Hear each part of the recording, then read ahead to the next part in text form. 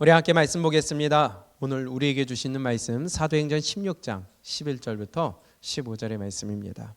우리 큰 목소리로 한 사람이 읽는 것처럼 우리 함께 크게 읽어보겠습니다. 시작. 우리가 드로아에서 배로 떠나 사모드라게로 직행하여 이튿날 네아폴리로 가고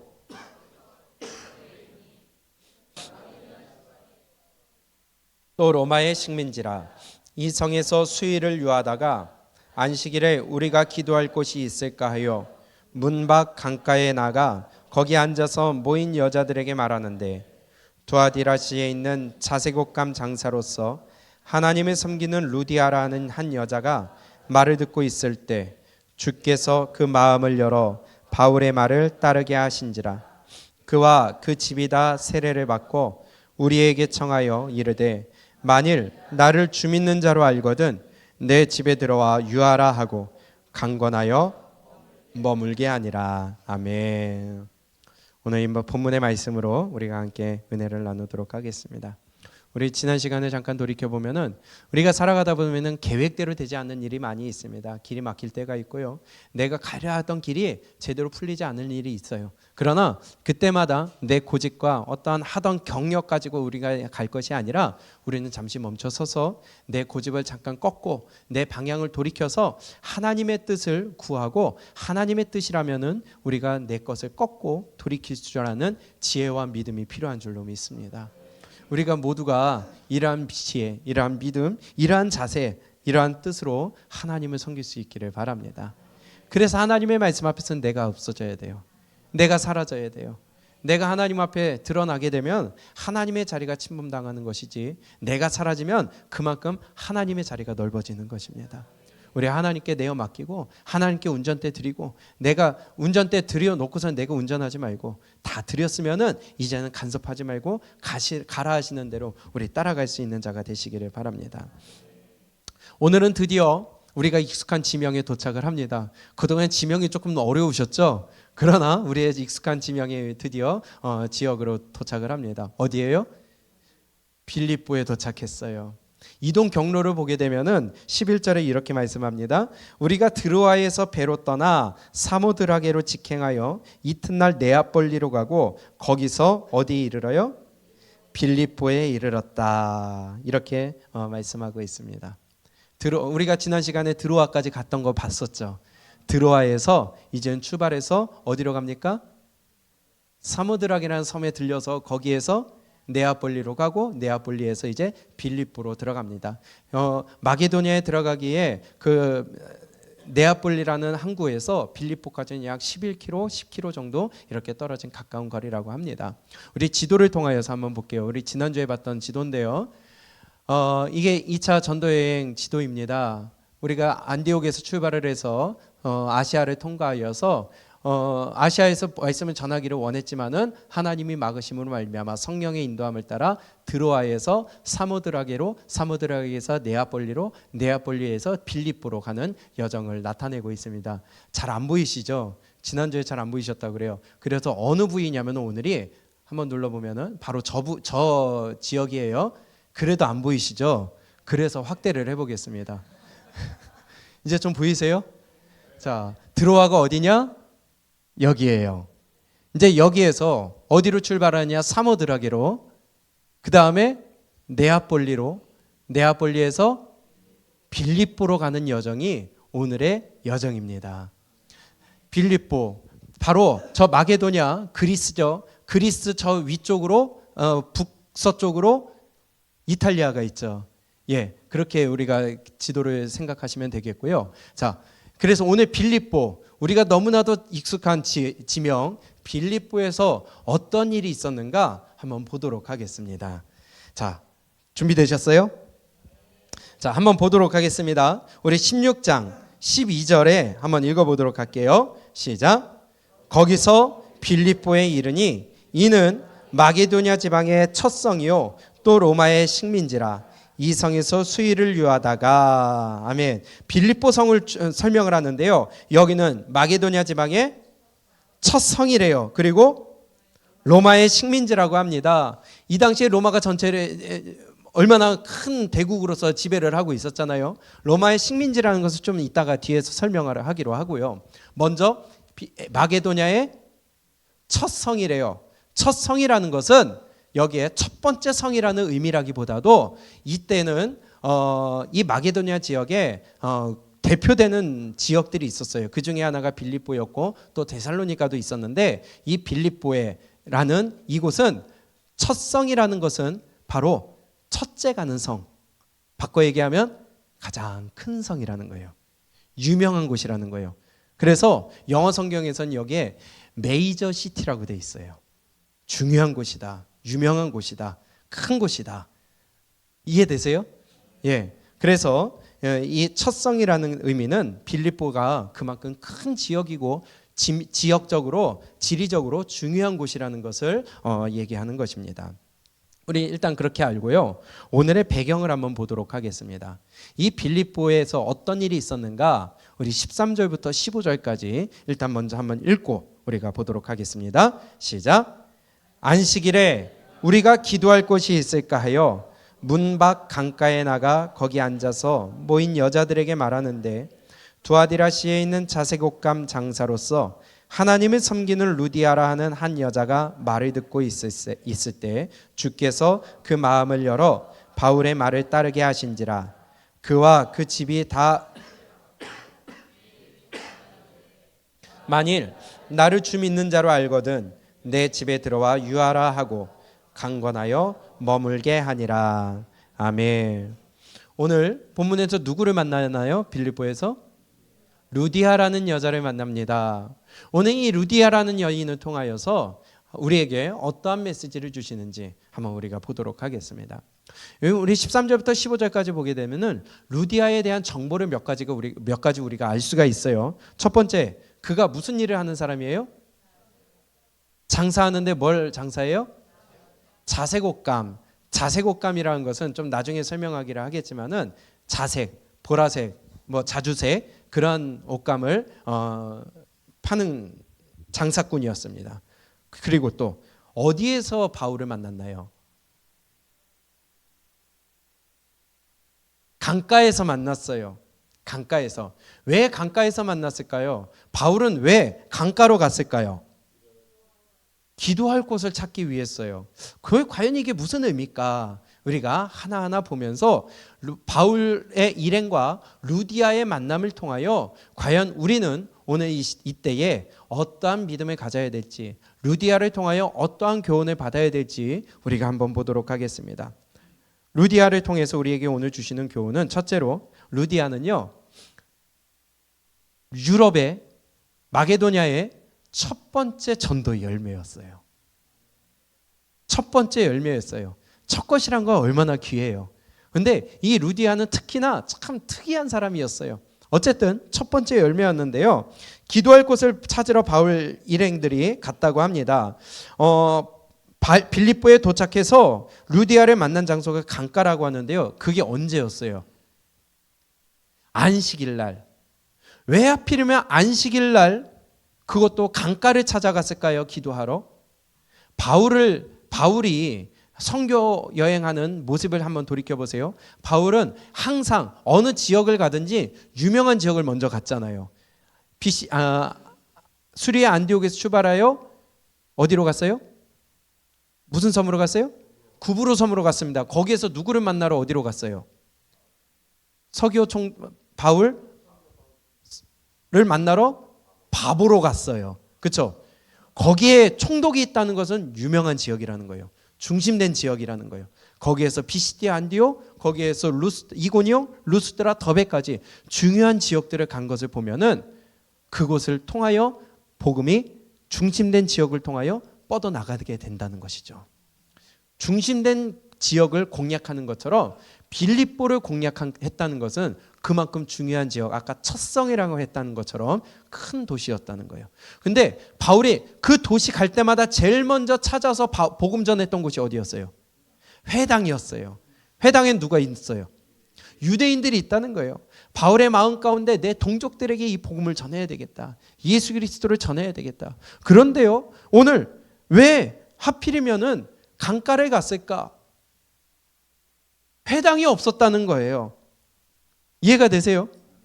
바울이 복음을 전하려 갔었는데 거기는 회당이 없어서 강가에 갔어요. 이 당시에는요, 유대인들이 법칙이 있었어요. 회당을 만들 수 있는 조건이 있었다는 거예요. 뭐냐? 성인 남자 10명 이상이 되어야 회당을 지을 수 있었다는 거예요. 그런데 여기에 회당이 없었다는 것은 성인 남자 유대인이 10명이 없었다는 거예요. 그만큼 복음의 황무지였어요. 그만큼 유대인의 황무지였어요. 그곳에 가서 바울이 복음을 전하려고 갔는데 보니까 회당이 없어요. 그러면 그들이 회당이 없을 때는 어디에 모이느냐? 바로 길가보다도 강가.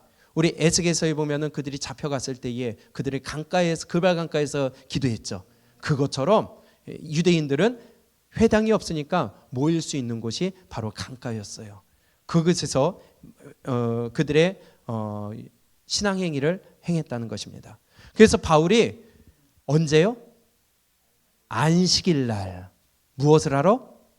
기도할 장소를 찾았다. 그것은 바로 유대인들이 거기에 모여 있다는 걸 알기 때문에 글로 갔다는 뜻이에요.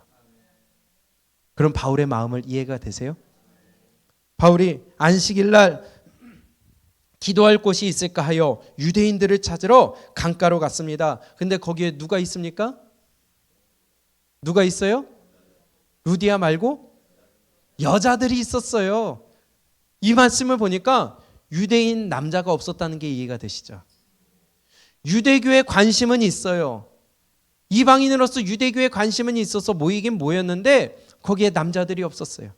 여자들이 모여 있었어요. 바울이 거기서 뭘 했다고 그럽니까? 말했어요. 말했다는 게 뭐예요? 복음 전한 거예요. 설교한 거예요. 아멘. 바울이 찾아가서 복음을 전했습니다. 여자들에게 복음을 전했어요. 그런데 이 복음을 전해 듣고 거기에서 많은, 얼마나 있었는지는 모르겠지만은 여자들이 있었다고 했는데 그 중에서 누가요? 루디아 한 사람만 복음을 받아들였다고 합니다. 14절에 보세요.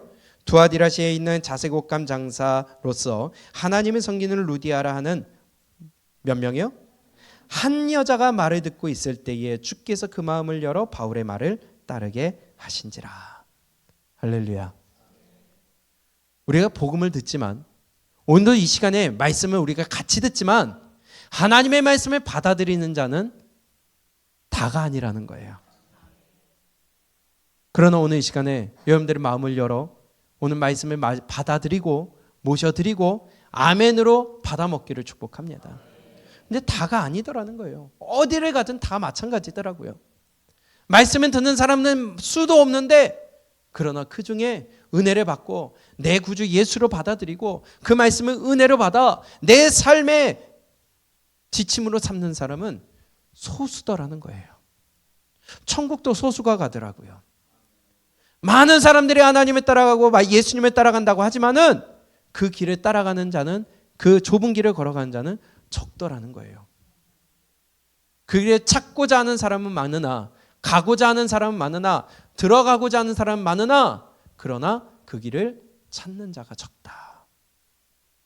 우리 소수가 될 수 있기를 원합니다. 그런데 이 루디아를 이렇게 설명합니다. 하나님을, 자 14절 시작. 두아디라시에 있는 자색 옷감 장사로서 하나님을 섬기는 루디아라 하는 한 여자가 말을 듣고 있을 때, 자 하나님을 섬기는 자래요. 루디아는 하나님을 알고 있었어요. 왜냐? 유대교에 관심이 있었거든요. 하나님을 섬긴다라는 것을 표현은 우리가 이미 앞에서 봤었어요. 사도행전 10장에 누구요? 고넬료를 표현할 때 그는 이방인으로서, 백부장으로서 그는 선한 사람이었지만 하나님을 경외하는 자라고 표현되어 있습니다. 이방인으로서 예수님은 아직 모르지만, 예수님을 믿지 않지만 유대교에 관심을 갖고 하나님을 알고 하나님을 섬기는 자, 하나님을 경외하는 자를 가리켜서 오늘 하나님을 섬기는 자, 고넬료는 하나님을 경외하는 자, 이렇게 표현하고 있다는 거예요. 그에게 복음이 전해졌을 때에 그가 복음을 듣고 예수님을 받아들였다는 것을 오늘 하나님의 섬기는 루디아라 하는 한 여자가 말을 듣고 있을 때에 주께서 그 마음을 열어 바울의 말을 따르게 하신지라. 오늘 이러한 놀라운 역사가 우리 모두에게 있기를 원합니다. 루디아는요, 빌립보의 첫 번째 열매였어요. 참 귀한 열매입니다. 처음이라서 또 귀하겠지만 처음뿐만이 아니라 루디아는요, 이 일을 통하여 빌립보 교회가 루디아의 집에서 시작이 됐기 때문입니다. 자기 집을 교회로 내놨어요. 여러분, 오늘도 이 시간에 우리가 말씀을 듣습니다. 우리가 매주 말씀을 듣습니다. 적어도 주일마다 참석을 한다면은 1년에 52번 내지 53번은 우리가 말씀을 들어요. 그런데요, 그 말씀을 듣고 이 말씀이 나에게 주신 말씀을 받아 변화되는 사람은 적더라는 거예요. 매 한 번 한 번의 시간, 예배의 시간이 여러분들의 생명을 거는 놀라운 은혜의 시간이 되기를 부탁을 드립니다. 사모하는 마음이 있어야 돼요. 주님의 말씀을 붙들고자 하는 마음이 있어야 돼요. 이따가 뒤에서 보겠지만요, 루디아가 그런 여자였어요. 그랬더니 하나님이 은혜를 주시는데요, 내가 듣고자 해서 들을 수 있는 것도 아니고요, 14절에 하나님을 섬기는 루디아라 하는 한 여자가 말을 듣고 있었을 때에 주께서 내가 내 마음을 열기도 하겠지만은 주께서 마음 열어주셔야 돼요. 주께서 은혜 주셔야 돼요. 오늘 이 자리에 하나님이 은혜 주셔야 돼요.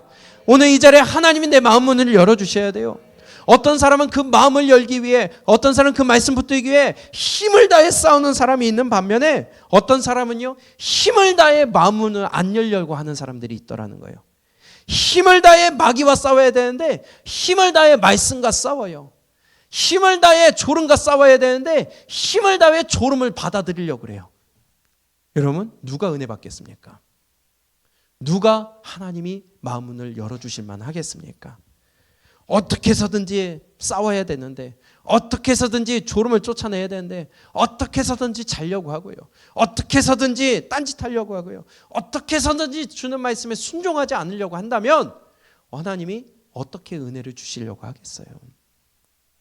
바꿔서 어떻게 해서든지 은혜를 받으려고 하고요, 어떻게 해서든지 내 마음과 생각을 정리하여 이 시간에 하나님의 말씀을 사모하려고 하고요, 어떻게 해서든지 이 말씀 놓치지 않기 위해 말씀은 뿌린 즉시 누가요? 마귀가 뺏어간대요. 이거 빼앗기지 않기 위해 어떻게 해서든지 빼앗기지 않기 위해 힘쓰는, 싸우는 그 영혼이 축복받을 줄로 믿습니다. 루디아가 그런 여자였다는 거예요. 오늘 이 시간에 우리가 말씀의 씨앗이 뿌려질 때에 여러분들 어떻게 해서든지 열매 맺기 위해 우리 한번 힘써봤으면 좋겠습니다. 그 첫 열매가 바로 여러분이 됐으면 좋겠어요. 루디아가 그런 사람이었어요. 하나님의 말씀을 들을 때에 그 자리에 여러 여인들이 있었지만, 하나님을 믿는다고 하는 여러 여인들이 있었지만, 바울이 전해주는 그 복음을 듣고 예수 그리스도를 나의 구주로 모셔드린 자는 바로 루디아 한 사람뿐이었다는 거예요. 루디아가 되시기를 바랍니다. 마음 문을 열어주시는 그 주인공이 여러분들이 되시기를 바랍니다. 이런 사람이 루디아였어요. 두 번째로 오늘 이 본문을 통해서 루디아가 어떤 사람인가 보게 되면은, 루디아는요, 어떤 믿음이냐? 적극적인 믿음의 소유자였어요. 적극적인 사람이었어요. 이걸 보니까 적극적인 사람이 하나님의 은혜도 더 빨리 받을 수 있는 것 같아요. 적극적인 사람이 하나님의 주신 축복을 더 빨리 받을 수 있어요. 하나님의 말씀에 여러분 적극적으로 나아가시기를 바랍니다. 그 자리에 있던 여러 여인들 중에 예수님을 믿은 사람은 루디아 한 사람뿐이었어요. 예수님을 믿고 나서 루디아의 반응을 보세요. 얼마나 적극적이었는지 보세요. 15절입니다. 시작.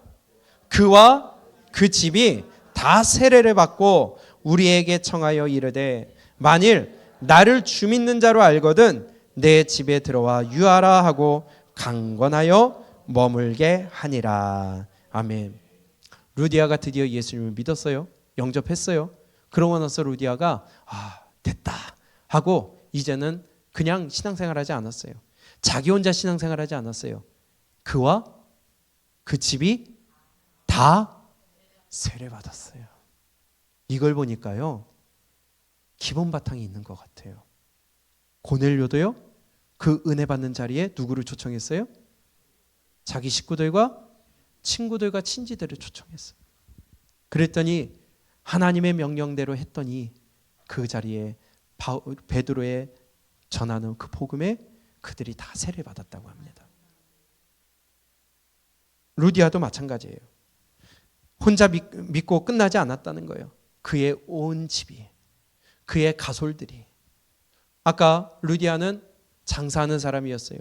자주감이라는 것은요, 아주 고급이거든요. 부자라는 거예요. 직원들이 있었을 거예요. 그때 당시에는 집에서 있었으니까 그때의 식솔들이 많이 있었던 것 같아요. 그런데요, 자기의 가족뿐만이 아니라 식솔들까지도 그는 예수님을 믿게 하고 세례까지 받게 만들었어요. 이게 억지로 된 게 아니라 그들이 그만큼 세례를 받았다는 것은요, 루디아를 인정했다는 거 아니겠어요? 루디아에 전하는 복음에 루디아를 믿고 따라갈 수 있었다는 거 아니겠어요? 그의 삶이 기본이 바탕이 되는 삶이었던 것 같아요. 루디아는요. 루디아는 이만큼 적극적인 사람이었습니다. 그의 집이 다 세례를 받았다고 합니다. 이게 바로 오이코스예요. 이 원어 성경에서도 그의 집이라고 할 때에 그것을 오이코스라고 기록하고 있습니다. 여러분, 나 혼자 믿지 마세요. 내가 만나는 내 영향권에 있는 사람들, 예수님 믿게 만들어야 된다는 겁니다. 복음 전해야 돼요. 우리의 자녀들에게 복음 전해야 돼요. 우리의 가족들에게 복음 전해야 돼요. 우리의 친구들에게 복음 전해야 돼요. 그리고 그들이 예수님을 모셔드릴 수 있도록, 진짜 예수님의 사람이 될 수 있도록, 하나님의 사람이 될 수 있도록 복음 전해야 돼요. 나만 믿으면 안 된다는 겁니다. 루디아가 그런 적극적인 믿음을 갖고 바로 가족들을 전도했다는 거예요. 오늘 15절에서 이렇게 얘기합니다. 15절에 그와 그 집이 다 세례를 받고 거기서 안 끝나요. 얼마나 적극적으로 나오는지 보세요. 우리에게 청하여, 우리가 누구예요?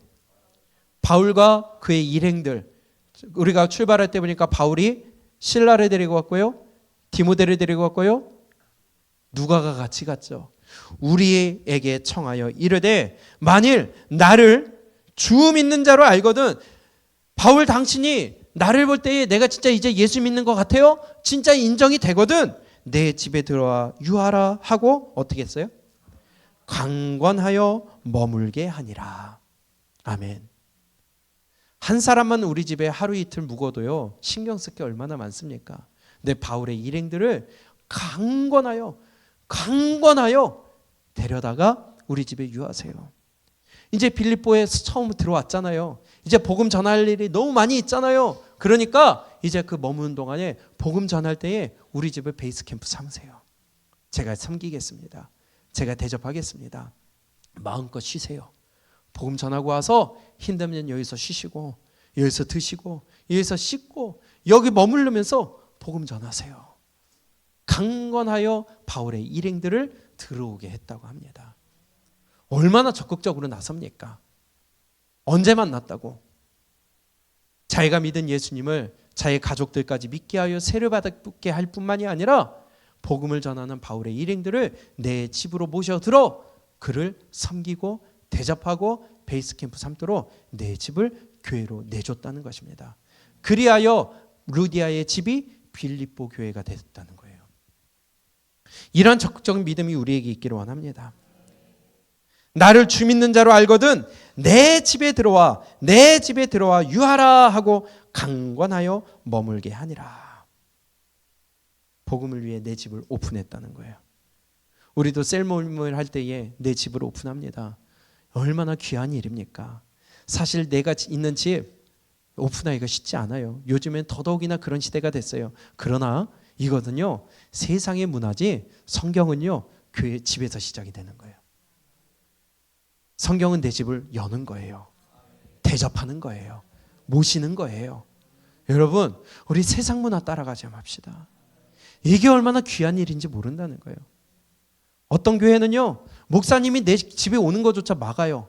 요즘은 그런 시대가 아니래요.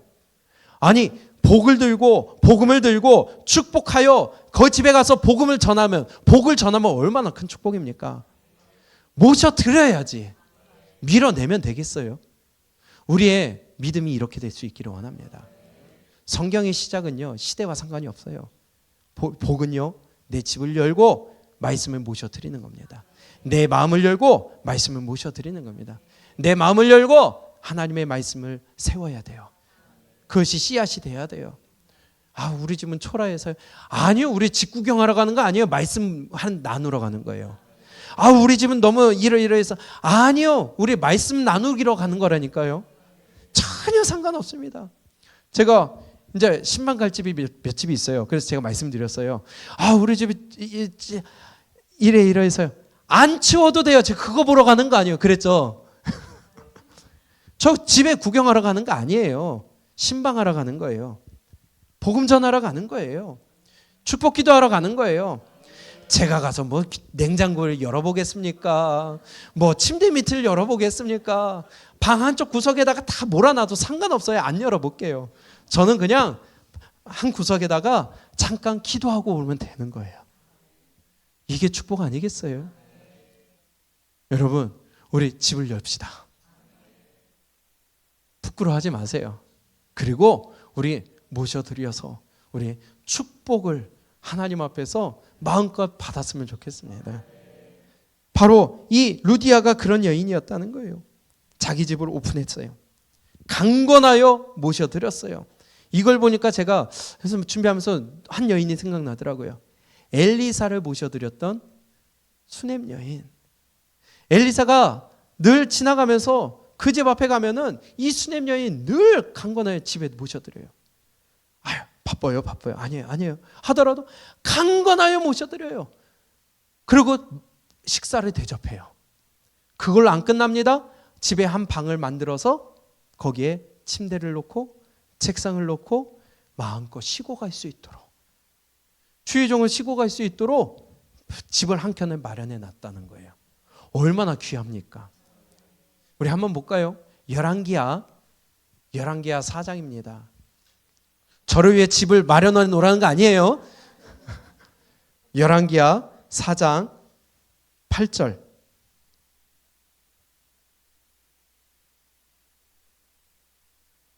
우리 8절부터 우리 몇 절 봅니다.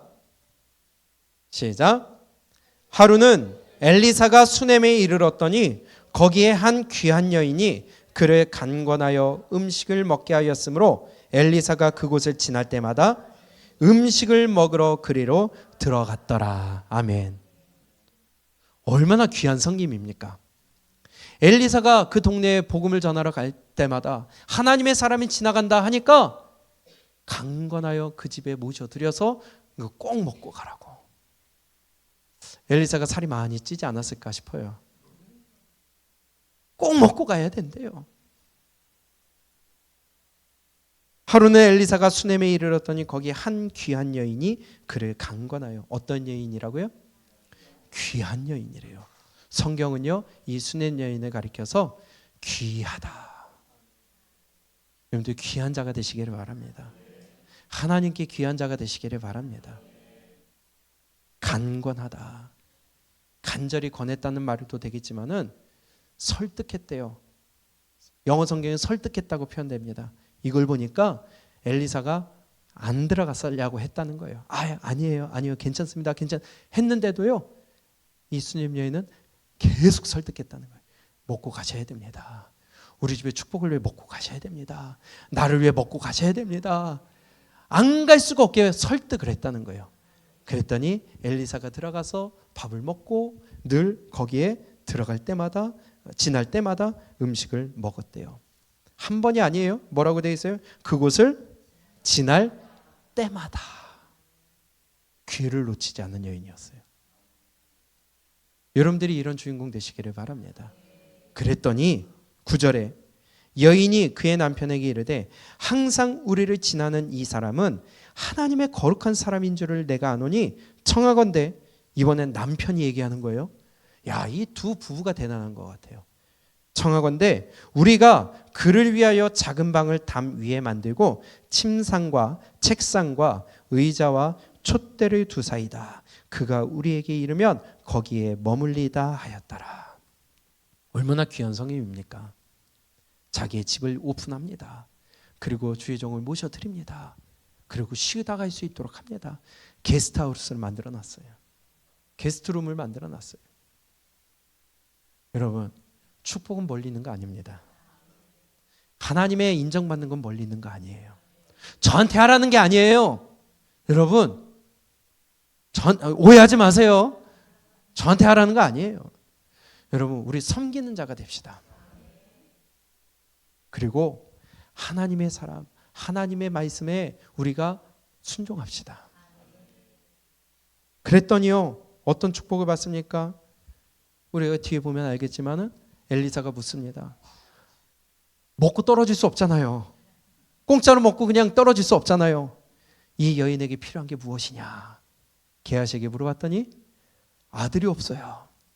그랬더니 아들을 주셨습니다. 여러분, 우리의 응답 딴 데 있지 않습니다. 하나님의 말씀대로 하고 우리가 하나님의 잘 섬기고 순종할 때에 하나님은 우리의 기도에 응답하실 줄로 믿습니다.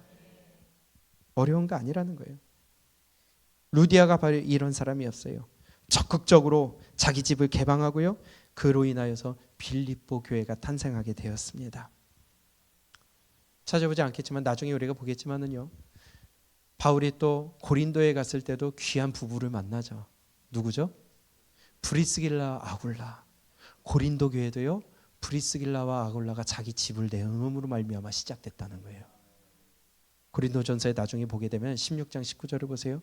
브리스길라와 아굴라의 그 집에 있는 교회, 그 집에 있는 교회라고 하고 있어요.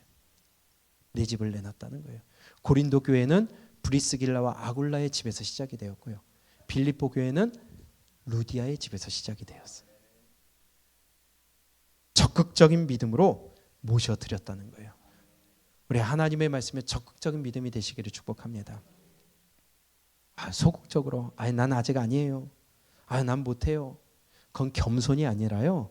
그것은 어리석은 겁니다. 아니 복 주시겠다는데 적극적이지 않으면은 그거 누가 책임지겠습니까? 그래서 적극적인 믿음으로 주님을 붙드시기를 바랍니다. 루디아의 두 번째는 바로 적극적인 믿음의 소유자였어요. 세 번째, 루디아는 어떤 믿음을 가졌느냐? 담대한 믿음을 가졌습니다. 어떤 믿음이요? 담대한 믿음을 가졌어요. 자, 14절 한번 볼게요. 다시 한번. 사도행전 16장 14절입니다. 시작. 두아디라시에 있는 자색옷감 장사로서 하나님의 섬기는 루디아라 하는 한 여자가 말을 듣고 있을 때 주께서 그 마음을 열어 바울의 말을 따르게 하신지라. 아멘. 루디아의 직업이 뭐라고요? 자색옷감 장사였어요. 쉬운 말로 장사꾼, 조금 고급진 언어로 무역상. 자, 두아디라는요 아시아에 있는 지역이에요. 우리 언젠가 한번 보겠지만 언제 한번 봤네요. 계시록 7교회 중에 두 이게 두아디라 교회잖아요. 그게 바로 아시아에 있는 교회입니다. 그 두아디라 지역은요 거기에서 나는 이 산호초나 아니면 이러한 소라나 이런 것으로부터 추출해내는 그 자주색 염료, 그게 굉장히 유명했대요. 품질이 최고로 쳐줬대요. 그렇기 때문에 거기에 유명했는데 문제는 거기서는 재료는 좋은데 팔 시장이 형성이 안 돼 있어요. 왜냐? 이 자주 옷감이라는 것은요 고급 옷감의 대표거든요. 자주 옷감이라는 건요. 여러분들 옛날에 로마의 배경으로 된 영화들을 보게 되면은 우리 그 고급 관료들 아니면 귀족들이 이렇게 두르고 있는 거 보신 적 있죠? 그게 무슨 색이에요? 그게 자주색이에요, 자색이에요.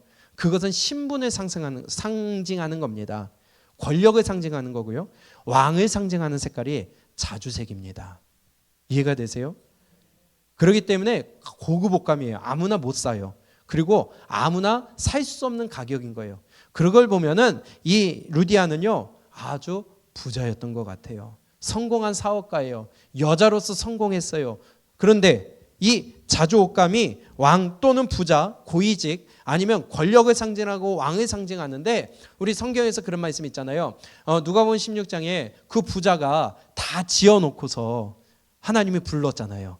다 창고에 채워놓고 불렀잖아요. 근데 그 부자에게 이렇게 얘기합니다. 한 부자가 있어 자색 옷과 고운 베옷을 입고 날마다 호화로이 즐기더라. 자색이란 것은 부자를 상징하는 거예요. 또 예수님이 잡혔습니다. 그리고 예수님을 희롱합니다. 로마 군인들이. 그때 예수님에게 면류관을 씌웠죠. 뭘 상징하는 거예요? 그 가시면류관 씌웠죠. 뭘 상징하는 거예요? 왕을 상징하는. 사람들이 왕으로 보시니까 야 네가 왕이냐? 그래서 왕관 대신에 가시면류관. 조롱하는 거 아니에요? 그러면서 또 머리 폈어요. 자색 옷을 입히고 그 앞에 엎드리는 척했다고 그랬어요. 조롱하는 겁니다. 네가 왕이냐? 그럼 이거 입어라. 이게 바로 자색이 상징하는 것입니다. 그것을 두아디라에서 가져와서 이 루디아가 판매를 했어요. 그런데요, 이 특히 빌립보는 왜 이것을 빌립보에서 팔았느냐? 빌립보라는 지역은요, 아까 우리가 로마의 식민지라고 했습니다. 여기에는 로마에서 전략적으로 만들어 놓은 도시였어요. 이 도시는요, 리틀 로마라고 별명이 지어질 정도로 로마의 모습을 그대로 따놨대요. 로마의 모습을 그대로 만들어 놨대요. 축소시켜서. 여기에는 퇴역 장군들이 살았다고 합니다. 퇴역 고위 관료들이 살았대요. 그리하여 거기에는 고위직 장교들 또 어떤 고관들이 살았기 때문에 자색 옷감을 팔 수 있는 가장 좋은 시장이 형성되어 있었던 거예요. 이해가 되세요? 그래서 루디아가 여기에서 팔았다는 겁니다. 아주 노다지죠. 그런데 많은 돈을 벌 수 있는 기회가 널려 있어요. 미래가 창창한 사업이에요. 그리고 또한 이 당시에는 언젠가 한번 설명드렸듯이 길드라는 상인조합이 만들어져 있어요. 장사를 하려면은 이 길드에 들어가야 됐었거든요. 보호해 주는 겁니다. 거기에서 내가 어떤 사고만 치지 않으면은 장사를 마음껏 할 수 있는 자격이 주어지는 거예요. 그러면은 여기서 장사를 했다는 것은 루디아가 여기에 가입이 돼 있다는 거예요. 그런데 문제가 생겼어요. 어떤 문제냐? 루디아가 누굴 믿게 됐어요? 예수님을 믿게 됐어요. 이게 왜 문제예요? 그게 문제라는 겁니다. 길드. 왜냐? 보세요. 우리가 다음 주에 보겠지만은 우리 16장에서 무슨 사건이 터집니까? 바울과 실라가 옥에 갇혔어요. 왜요? 예, 점치는 귀신 들린 여자를 고쳐줘가지고 귀신이 떠나가니까 점을 못 쳐요. 돈을 못 벌어요. 그러니까 그것 때문에 심하게 얻어 터지고 감옥에 갇히는 일이 발생했어요. 온 동네가 소요가 일어났습니다. 온 동네가 이거를 알게 됐어요. 아니, 예수 믿는 사람이 갑자기 나타나서 귀신 들린 사람을 고쳐줬더니 때리고 고문하고 가둬놨어요. 거기에 그 사람들과 연관된 게 루디아였어요. 그러면 내 사업에 영향이 있을까요, 없을까요? 있을 수 있다는 거예요. 앞으로 창창한 사업이 망할 수 있는 가능성이 있다는 거예요. 길드에서 쫓겨날 수가 있다는 거예요. 이해가 되십니까? 그런데요, 루디아의 모습을 보세요. 먼저 16장 40절입니다. 우리 함께 읽어봅니다. 시작. 두 사람이 옥에서 나와 루디아의 집에 들어가서 형제들을 만나보고 위로하고 가니라. 아멘. 온 동네 사람들이 그 두 사람 때문에 소요가 난 걸 아는데 이 바울과 실라가 누구의 집에 들어갔다고요? 루디아의 집에 들어갔어요. 한통속이란 걸 알아요. 내 사업이 뺏길 걸, 망할 거라는 걸 위험성은 있지만 그는 거기에 흔들리지 않았어요. 무슨 말이냐? 여러분들, 우리가 학교 생활이나 아니면 내 만나는 관계나 아니면 직장 생활이나 내 사업 파트너나 어떠한 일을 할 때 있어서 내가 기독교인이라는 것 때문에 내가 손해볼까 봐 아니면 이상해 볼까 봐 여러분들 숨기거나 조금 꺼린 적 있지 않으세요? 루디아는 그러지 않았다는 겁니다. 내 사업이 망할 것 같아도 나 예수 믿는다는 거, 나 저 사람들과 함께 한다는 거 숨기지 않았다는 거예요.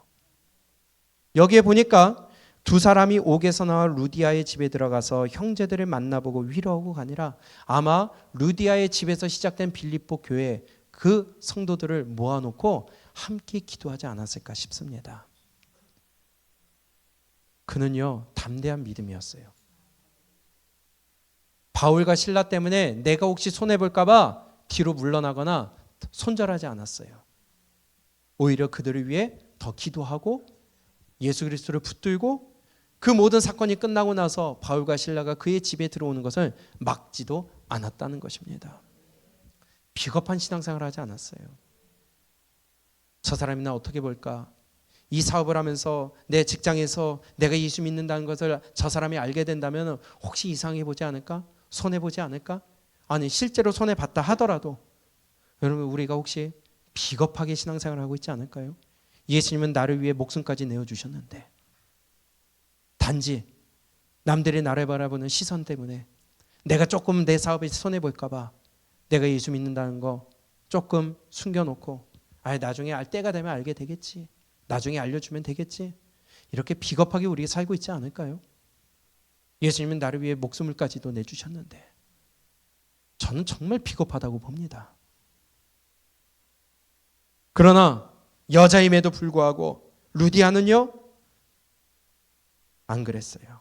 비굴하게 굴지 않았어요.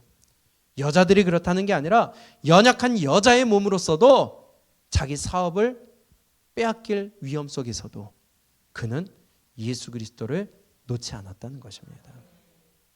그 관계가 끊어지지 않았다는 거예요. 우리가 어떻게 살아가고 있을까요? 세상에서는요, 사업을 잘하고 내가 어떤 영업을 해서 뭔가 이득을 얻기 위해서는 예수 냄새가 안 나야 된다고 그래요. 기독교인 냄새가 안 나야 된다고 그래요. 그러나 반대로요, 오히려 더 드러내면서 끊임없이 하나님의 일을 하는 사람들이 수도 없습니다. 하나님이 복 주신 일들을 수도 없이 봅니다. 누구를 하나님이 더 좋아하실까요? 어떤 직장과 어떤 사업을 하는 그 사람을 하나님이 축복해 주시고 보호해 주실까요? 루디아는 그러지 않았다는 겁니다. 그리고 그가 이 자주장사로서 벌어들이는 모든 돈은 바울의 선교에 전적으로 지원했어요. 나중에 나올 겁니다. 여러분, 우리 돈 잘 쓸 수 있기를 축복합니다. 복음을 위해 쓸 수 있기를 축복합니다. 하나님의 나라를 위해 쓰시기를 축복합니다. 루디아는요, 비겁하게 신앙생활하지 않았습니다. 자기 이익을 위해 하지 않았어요. 우리 오후에 또 만나겠지만은 김야 목사님을 보세요.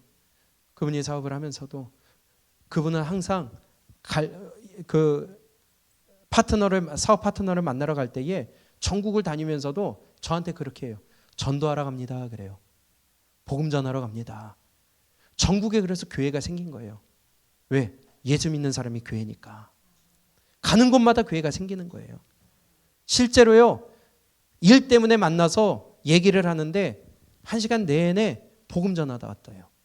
이런 일이 항상 있습니다. 그런데요, 그 사업을 하나님이 보호해 주세요.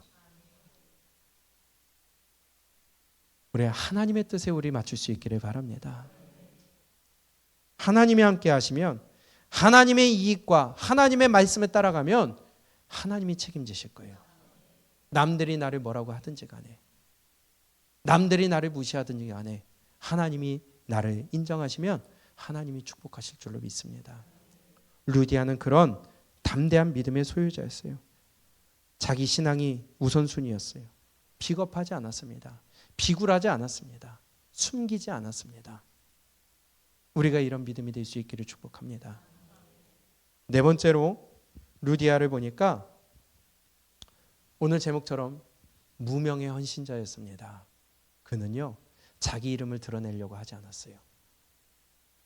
우리가 가끔 그런 일을 봅니다. 주보에 이름 빠졌다고 승질승질 내는 사람 봐요. 삐지는 사람 봐요. 흥 하는 사람 봐요. 심지어 제가 실제로 들은 거예요. 이 주보에서 이름이 빠졌다고 그 권사님 교회를 나갔대요. 실제 있는 일이래요. 그게 하나님 섬기는 걸까요? 내 이름 안 난다고, 내 인정해 주지 않는다고. 루디아를 보세요. 제가 질문할게요. 루디아의 이름이 뭘까요? 루디아, 너 뭔 소리 하는 거냐? 루디아의 이름이 뭘까요? 루디아는요, 학자들의 많은 지지를 받는 것은 이름이 아닙니다. 루디아는 저 아시아에 있는 리디아라는 지역의 출신이라는 뜻이에요. 리디아 사람이라는 뜻이에요. 바꿔 얘기하면은 우리 옛날에 청주댁, 부산댁, 성남댁 하는 것처럼 이해가 되세요? 루디아는 리디아댁, 그런 의미나 마찬가지입니다. 루디아가 이름이 성경에 안 나와 있는 것 같아요. 또 한 가지는 생산하다라는 뜻이래요. 루디아가 성경에 본명이 안 나와 있어요. 그런데요, 그는요, 끝까지 자기의 이름이 드러나지 않더라도 그는 하나님을 최선을 다해 섬겼습니다. 그는 복음의 일에 최선을 다해 앞장섰습니다. 주보에 이름 빠졌다고, 이름 틀렸다고 삐지고 기분 나빠하고 따진다면 그거 따질 시간에, 그거 기분 나빠할 시간에 내 이름이 생명책에 기록되는 걸 더 따져야 되지 않을까요? 주보에는 이름 빠져도요, 생명책에는 이름 빠지면 안 돼요. 근데 아무리 여기 이름 안 빠져도 생명책에 이름 빠지면 끝나는 거예요. 누가 더 지혜로울까요? 내 이름 안 나온다고, 내 이름 안 알아준다고, 내가 이거 했는데 왜 내 자리 안 만들어 주냐고, 왜 위로 안 해주냐고. 루디아는 그러지 않았다는 겁니다. 루디아는 무명의 헌신자였어요. 자기의 이름을 드러내기를 원하지 않았어요. 이름도 없이 빛도 없이 그는 그냥 하나님의 일에 매진하는 자였습니다. 내가 있는 자리에서 하나님을 섬기는 자였습니다. 아까 또 다른 의미로 생산하다라는 뜻이 있다고 그랬는데요. 그는요, 그 전에는 자조옷감을 팔아서 돈을 생산하는 자였다면은 이제는 바울을 통해 복음을 듣고 예수님을 믿은 다음에는 이제는 그가 영혼을 생산하는 자가 됐어요. 그 돈으로 복음을 생산하는 자가 되었어요. 자기 이름 상관없습니다. 인정받든 안 받든 상관이 없습니다. 그가 어떠한 취급을 받든 상관없습니다. 그는 자기 이름을 드러내기 위해 생산한 게 아니라 복음을 위해, 예수 그리스도를 위해 그는 생산하고 헌신하고 그는 하나님의 말씀대로 복음을 위해 지원하는 자였다는 거예요. 그는 무명의 헌신자였습니다. 정확한 그의 이름은 모르겠습니다. 그러나 루디아는 바로 그의 이름이 드러나지 않더라도 그가 있는 자리에서 끝까지 바울의 복음 전파에 힘을 썼다는 것을 우리는 기억해야 되겠습니다. 앞에서는 무명으로 하겠습니다 하고 뒤에서는 사실은 저거 내가 했어. 입술로 복 다 까먹는 거 아니겠어요? 성경에 뭐라고 그럽니까? 예수님이 네가 사람에게 칭찬받았으니 하나님께 받을 축복 없다. 이미 사람에게 받았느니라. 근데 우리는 이런 실수는 너무 많이 해요. 무명으로 할게요 해놓고선 뒤에서는 저거 내가 했어. 여러분, 우리 이름 드러내지 맙시다. 내 자리 드러내지 맙시다. 내 영광 드러내지 맙시다. 인정해주면 어떻고 안 해주면 어때요? 칭찬해주면 어떻고 안 해주면 어때요? 이름을 호명해주면 어떻고 안 해주면 어떻습니까? 하나님이 나를 부르시고 내 영혼 살려주신 것에 감사하고 우리 말씀을 통해 엇나가지 않도록 늘 나를 채찍질해 주신 거에 감사하면 되지 않을까요? 루디아는 그런 거에 연연하지 않았다는 거예요. 그는 오직 하나님이 나에게 맡겨주신 사명, 그것에 최선을 다했다는 것입니다. 근데 우리는 자꾸만 말하지 마 하고선 다 말해. 너만 알아 하고 다 말해. 복 다 까먹는다니까요. 실컷 좋은 일하고 다 까먹어요. 하나님이 줄 게 없어요. 그러나 루디아는 무명의 헌신자였습니다. 이름도 없이, 빛도 없이, 그의 자리도 없이, 그의 영광도 없이, 누가 알아주든 안 알아주든 그는 자기 자리에서 최선을 다해 자기의 일만을 묵묵히 해나가는 담대한 믿음이요, 겸손한 믿음이요, 그는 적극적인 믿음으로 하나님 앞에 인정받는 사람이었던 것을 우리 기억해야 되겠습니다. 마지막으로 5번째입니다. 루디아의 믿음은요, 끝을 보는 믿음이에요. 끝장을 보는 믿음입니다. 바꿔 얘기하면 멱살 잡고 네가 이기나 내가 이기나 해보자, 그런 끝장을 보는 게 아니라 한번 받은 은혜 끝까지 가고요, 내가 한번 결정한 거, 결심한 거 끝까지 가는 흔들리지 않는 믿음이었다는 거예요. 끝까지 변치 않는 믿음이라는 것입니다. 바울의 사역을 도운 빌립보 교회를 보세요. 루디아를 보세요. 빌립보 교회를 향한 바울의 마음이 어디에 가장 많이 나타날까요? 그렇죠? 빌립보서에 나타나죠. 빌립보서를 읽어보면요, 바울이 빌립보 교회를 얼마나 사랑하는지 다른 편지와 다르게 나타납니다. 정말 많이 사랑하는 마음이 거기에 기록되어 있습니다. 오죽하면 이렇게 기록해요. 자, 빌립보서를 볼까요? 빌립보서는 옥중서신이죠. 그렇죠? 우리 성경 퀴즈 했죠? 그러면 옥중서신이라는 것은 바울이 로마 감옥에 갇혔을 때예요. 3차 전도행이 끝나고 로마의 1차 투옥이 됐을 때에 썼던 게 옥중서신 빌립보서입니다. 연도로 보게 되면은 약 AD 62년에서 63년쯤 쓴 게 빌립보서라고 합니다. 그런데 그러면은 빌립보 교회는 언제 세워졌느냐? 2차 전도여행 출발하면서 첫 번째니까 그때가 약 AD 49년에서 53년 정도 되는 거예요. 그럼 길게 잡으면 약 12년 내지 짧게 잡으면 한 10년 정도 후에 빌립보에 보낸 편지가 빌립보서라는 거예요. 이해가 되시죠? 그 오랜 시간이 지난 후에 바울이 빌립보서를 빌립보 교회에 보내는데 이렇게 표현합니다. 빌립보서 1장 3절이에요. 빌립보서 1장 3절 시작. 내가 너희를 생각할 때마다 나의 하나님께 감사하며 간구할 때마다 너희 무리를 위하여 기쁨으로 항상 간구함은 너희가 첫날부터 이제까지 복음을 위한 일에 참여하고 있기 때문이라. 아멘. 바울이요, 빌립보 교회 성도들을 생각할 때마다 하나님 앞에 감사하지 않을 수가 없는 거예요. 기뻐하지 않을 수가 없는 거예요.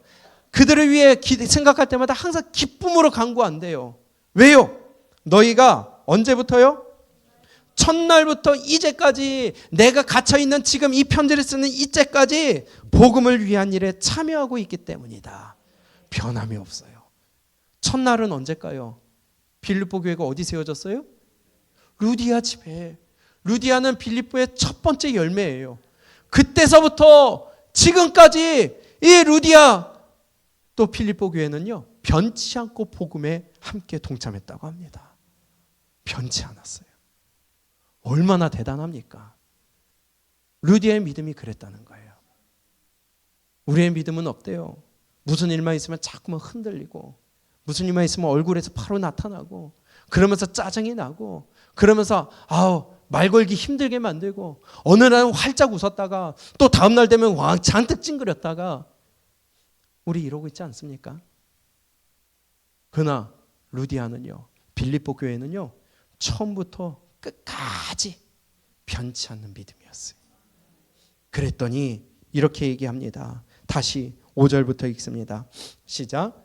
너희가 첫날부터 이제까지 복음을 위한 일에 참여하고 있기 때문이라. 너희 안에서 착한 일을 시작하신 이가 그리스도 예수의 날까지 이루실 줄을 우리가 확신하노라. 아멘. 야, 예수님 오실 때까지 네가 변치 않을 줄로 내가 확신한다. 얼마나 큰 축복입니까?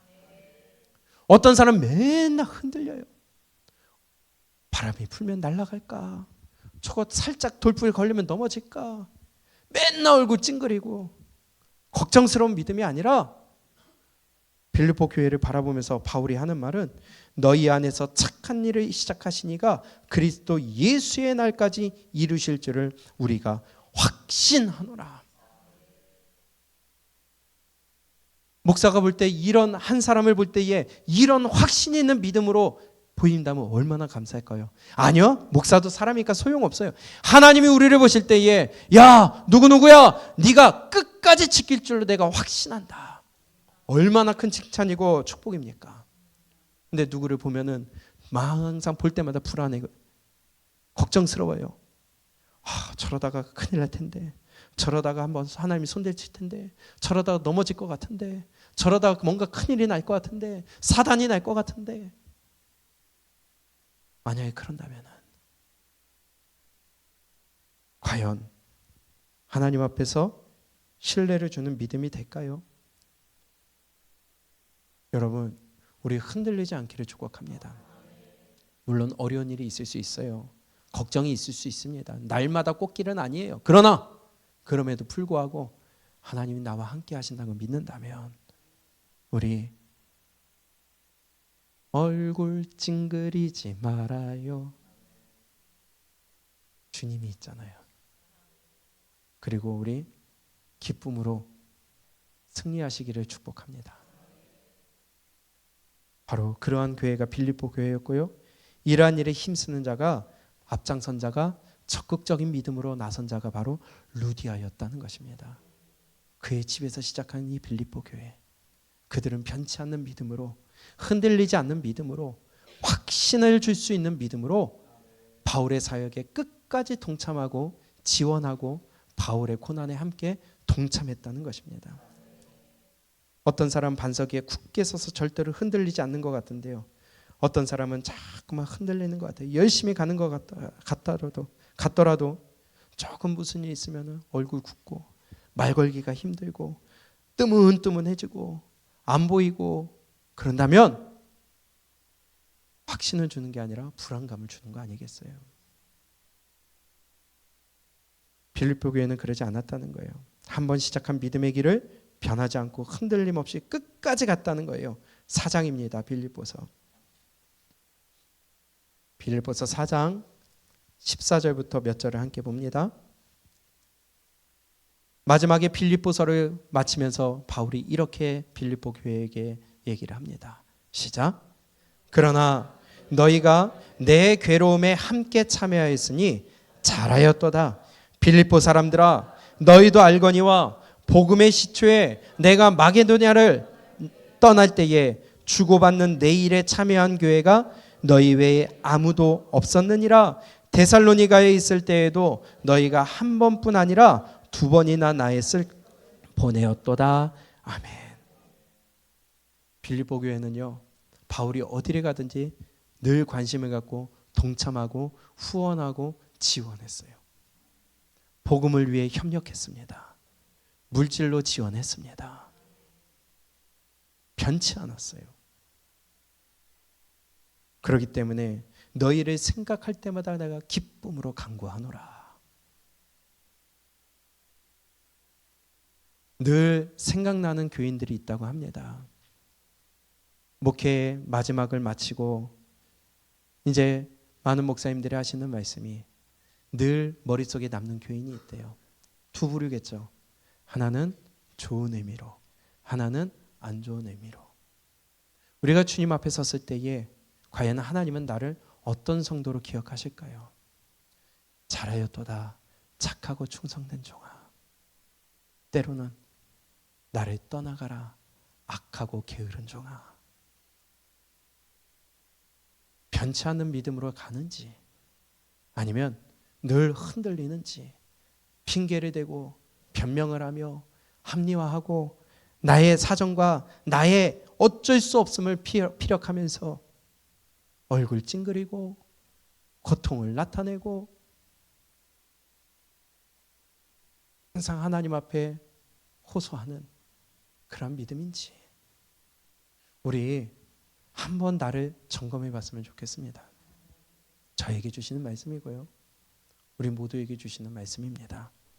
그랬더니 이 빌립보 교회에게 무슨 말씀을 합니까?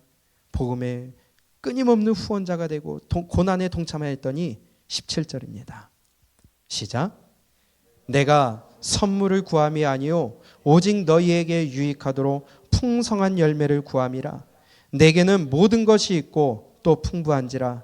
에바브로디도 편에 너희가 준 것을 받음으로 내가 풍족하니 이는 받으실 만한 향기로운 제물이요 하나님을 기쁘시게 한 것이라.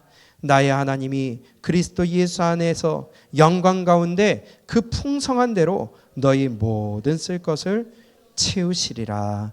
아멘. 이러한 축복이 여러분들에게 있기를 축복합니다. 하나님께 드린 것마다 향기로운 제물이 되어서 풍성하게 채우시는 하나님의 축복. 그것을 보면은 빌립보 교회 성도들은요, 바울의 복음 사역에 고난에 동참했고요. 그 교회는 하나님의 일을 최선을 다해 끝까지 함께했고요. 변치 않는 믿음과 흔들리지 않는 믿음과 변치 않는 마음으로 바울을 끝까지 사랑하고 지원하며 기도해 주었다는 것입니다. 그랬더니 그들이 보낸 모든 물질적 후원은 하나님이 보실 때 향기로운 제물이 되어 풍성하게 채우시는 놀라운 축복으로 하나님이 갚아주셨음을 볼 수 있습니다.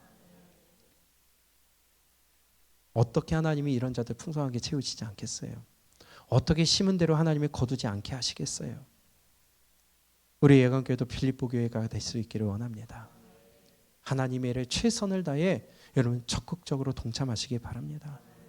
자꾸 내 자리 빼지 마세요. 여러분들의 자리 지키세요. 적극적으로 동참하세요. 어떠한 작은 일에도 함께 힘을 쓰세요.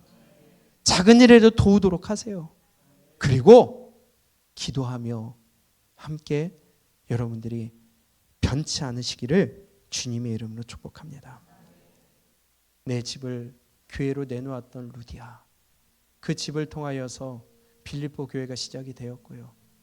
그 루디아는 적극적인 믿음과 또한 변치 않는 믿음과 이름도 없이 빛도 없이 자기가 어디에 있든 바울을 지원하고 바울의 사역을 도우며 그 고난에 동참하고 뿐만이 아니라 인정하든 인정하지 않든 내 이름이 드러나든 드러나지 않든 그는 변치 않는 믿음으로 주의 일을 감당했었다는 것입니다. 과연 나는 어떤 믿음으로 가고 있습니까? 루디아를 보면서 우리 함께 나를 돌아봤으면 좋겠습니다. 무명의 한 헌신자, 그러나 그는 변치 않고 끝까지 주님의 일에 지원을 하였고 주의 종의 일에 힘을 썼으며 그는 든든한 지원자, 후원자가 되어서 복음이 더 널리 퍼질 수 있도록 힘을 돋고 동참하는 자였습니다. 우리 나를 드러내지 않기를 원합니다. 내 영광 나타내지 않기를 원합니다. 하라 하시면 하고요. 하지 말라 하시면 안 하고요. 왜 이러느냐고 따질 것이 아니라 우리는 순종하며 나아가는 루디아 빌립보 교회가 될 수 있기를 주님의 이름으로 축복합니다.